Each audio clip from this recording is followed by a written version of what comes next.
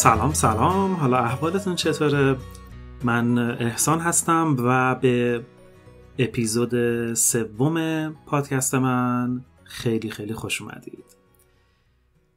اما قبل از اینکه بریم سراغ اپیزود این هفته باید اعلام بکنم که امروز دوشنبه 9 می 2022 مصادف با 19 اردیبهشت ماه 1401 هست. بالاخره 19 اردیبهشت شد. توی اپیزود اول من به اشتباه گفتم 19 اردیبهشت.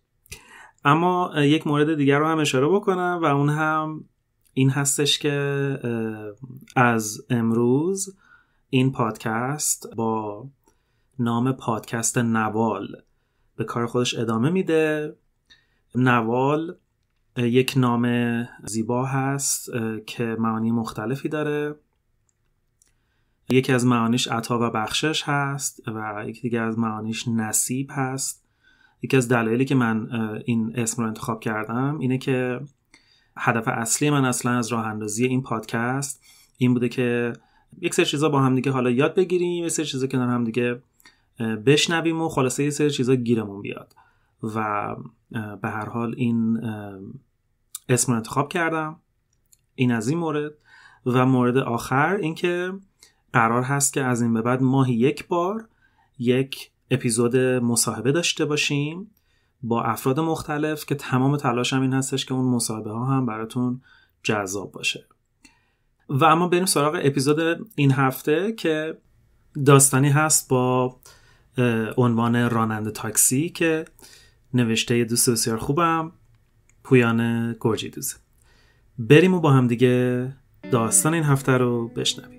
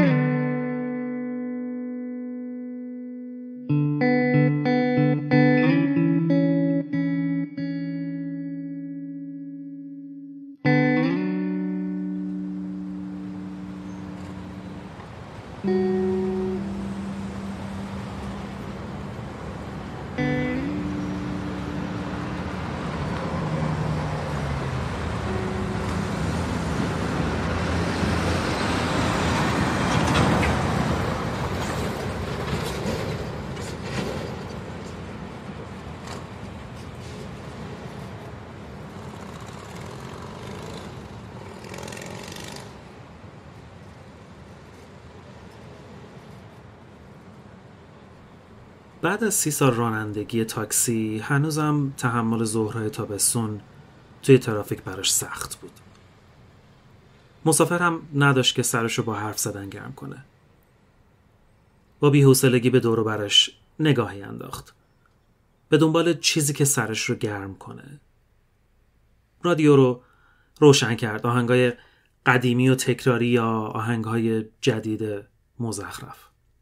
شاید باید به پیشنهاد پسرش برای خرید این موبایل جدید گوش میکرد. احتمالاً با این گوشی ها حق انتخاب بیشتری داشت که چطور وقتش رو توی ترافیک تلف کنه.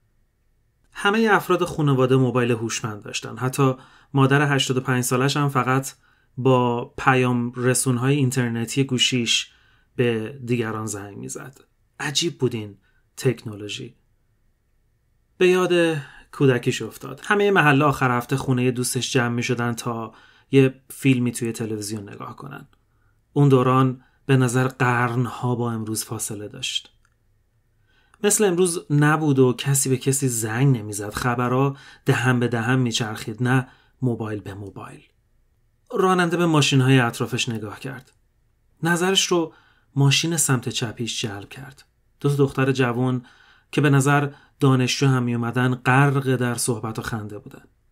شیشه های ماشین بالا بود و نمیشد حرفاشون رو شنید، ولی مشخص بود که یکی از دخترها با شور و شوق خاصی اتفاقی رو واسه دوستش تعریف میکنه. شاید اتفاقی رمانتیک، راننده با خودش فکر کرد. چرا که دختر هر چند لحظه‌ای در میان کلامش چشمانش رو بست و لبخندی شیطنت‌آمیز میزد. هر دو دختر خوشحال و شاد به نظر می اومدن. راننده یاد دختر دانشجوی خودش افتاد. چند هفته‌ای میشد که دخترش به نشونه اعتراض به اصرارهای اون و همسرش برای ازدواج با کسی تو خونه حرف نمیزد. راننده نگاهی دیگه به دخترهای ماشین بغلی انداخت. دخترها بی توجه به دنیای ساکن و داغ اطرافشون غرق در مکالمه و خنده بودن. راننده با خودش فکر کرد اگه دخترش همینقدر خوشحال باشه چه دلیلی اصلا برای ازدواج وجود داره؟ اگه قدر زندگی رو بدونه، برای آیندهش تلاش کنه، درس بخونه، درآمد خوب، زندگی خوب، چه دلیلی داره که تن به زندگی مشترک بده؟ حتی بچه دار شدن همونقدر مهم نیست اگه وقتشو درست و بجا صرف کنه. رضایت درونی خاصی راننده رو به وجد آورد. سبک شده بود. گویی دنیا جلوی چشمانش واضح تر شده بود. انگار چیزی دیوار بین اون و مغزش رو برداشته بود. شاید مغزش زیر نور خورشید بهتر کار میکرد. حس میکرد هیچ مسئله و مشکلی توی دنیا نیست که نتونه حلش کنه بدون دخالت احساسات. منطق خالص. موبایلش زنگ خورد. پیامکی بود از طرف پسرش. جوک بود. کمی بیادبی ولی بامزه. راننده از ته دلش خندید. جوکایی که پسرش میفرستاد مشابه همدیگه بودن اما بدون تکرار. هر کسی هم که میخوندشون به تازگی و بامزه بودنشون اقرار میکرد. ممکن بود که پسر خودش این جوکا رو نوشته باشه؟ راننده حتی نمیدونست پسر این کلمات رو از کجا یاد گرفته. چه کسی بهش توضیح داده؟ راننده به فکر فرو رفت. چقدر پسرش رو میشناخت؟ آخرین باری که با پسرش نشسته بود و به دردها و دغدغه‌هاش گوش کرده بود و اصلاً به یاد نداشت. خوشحالیش به سرعت شعله‌های الکل خاموش شد. شاید این جوک‌ها آخرین تکه روحی بود که از رابطه پدر پسریشون باقی مونده بود. حتی اصرار پسر به خریدن موبایل جدید برای پدرش هم راهی بود که این باریکه رابطه رو حفظ کنه. افسوس و قصه از زمانهای از دست داده با پسرش همچون سوالهای بی جواب به ذهن راننده هجوم آوردن. چه چیزی از زندگی پسرش بیرون از خونه میدونست؟ توی این شهر و دنیای بزرگ چی کار میکنه؟ دوستاش کیا هستن؟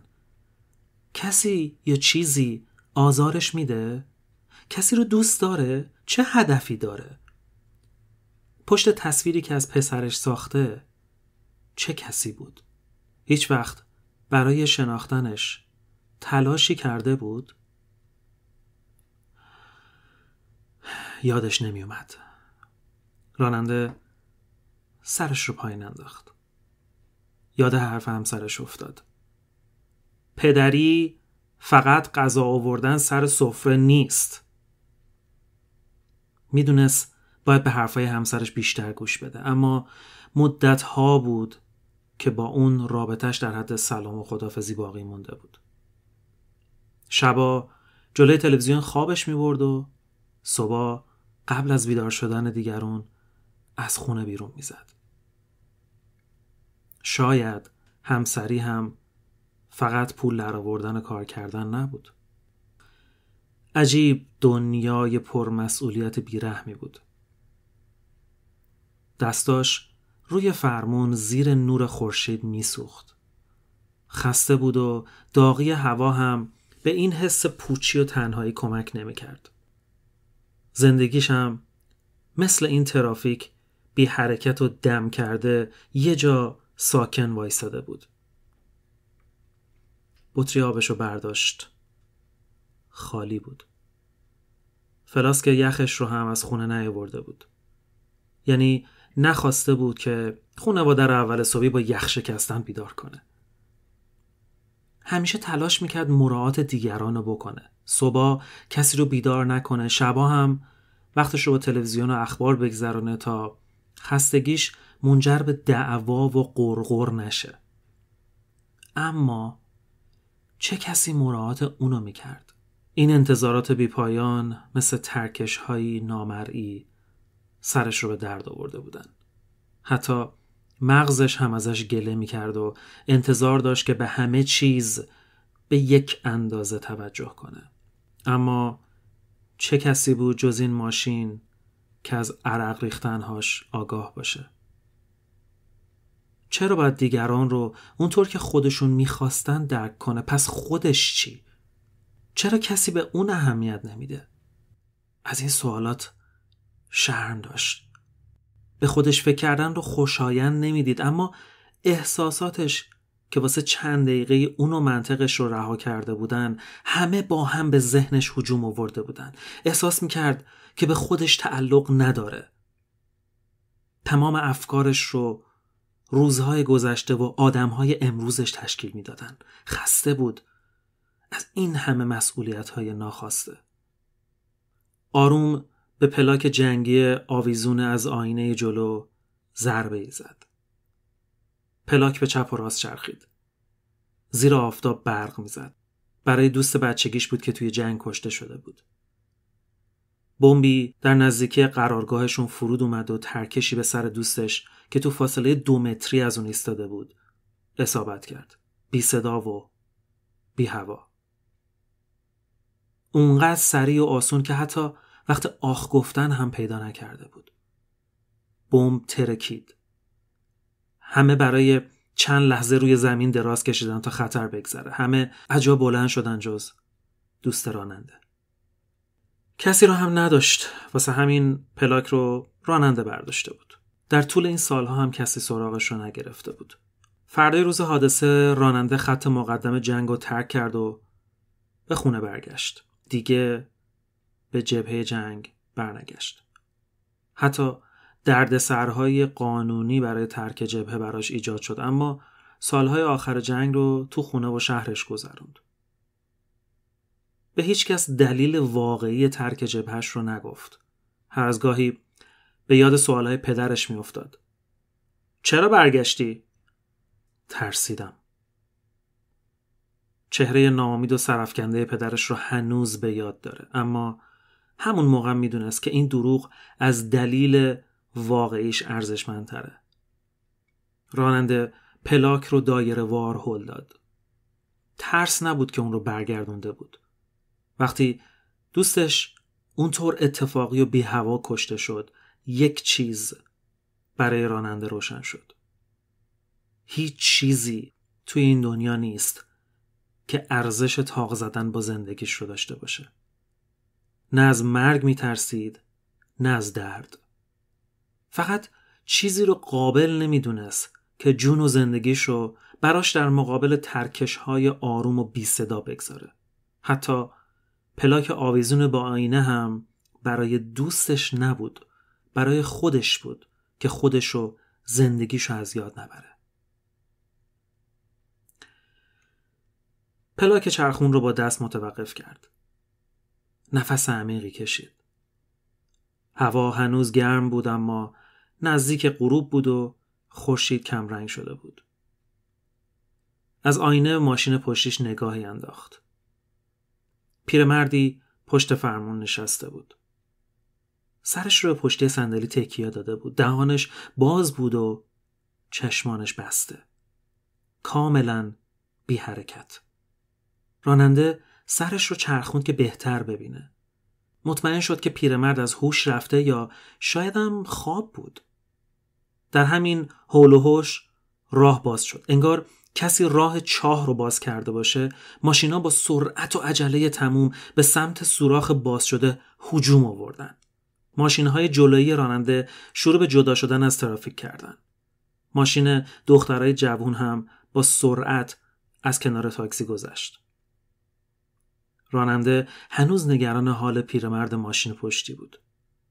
توی تقلا برای پیدا کردن راه درست هوشیار کردن پیرمرد و فرار از ترافیک دستش رو روی بوق گذاشت. چند بار این کار رو تکرار کرد اما بوق‌های ممتدش بی اثر بود. در این حین مردی از ماشین جلویی پیاده شد و با قدم‌های عصبی به سمت تاکسی راننده اومد. نرسیده به تاکسی فوش‌هاش رو هم شروع کرده بود. حالا ماشین‌های پشتی برای اعتراض به بند اومدن راه شروع به بوق زدن کرده بودن. راننده برای آروم کردن مرد از ماشین پیاده شد. مرد یقه‌شو گرفت و شروع به فریاد زدن کرد. چرا بوق میزنی؟ مریضی؟ نمیبینی بسته است جلوم؟ واسه چی بوق میزنی؟ راننده که با فشار روی گردنش سخت میتونه صحبت کنه به آرومی گفت برای تو نبود. مرد گفت واسه کی بود پس؟ راننده به ماشین پشتیش اشاره کرد. مرد یقه راننده رو ول کرد و فریاد زد بوق واسه جلوه نه عقب. تو این بین پیرمرد ماشین پشتی هم به سمت اونها می اومد که از هم جداشون کنه. پیرمرد گفت چتونه راه رو بند آوردین؟ مسخره شماییم؟ بابا راه رو باز کنید بریم. راننده تاکسی با عصبانیت به پیرمرد توپید من واسه تو بوق زدم، فکر کردم از حال رفتی پشت فرمون. پیرمرد با تعجب به راننده تاکسی نگاه کرد و گفت بوق که برای ماشینای جلوییه نه عقبی.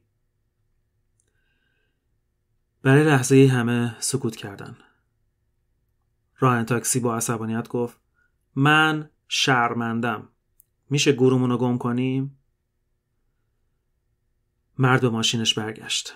همینطور راننده و پیرمرد. راه دوباره بسته شده بود و ترافیک هنوز ادامه داشت. راننده یقه‌شو توی آینه صاف کرد. به موهاش دستی کشید. رادیو رو روشن کرد. سیگاری به لب گذاشت و به آهنگ‌های قدیمی تکراری گوش سپرد.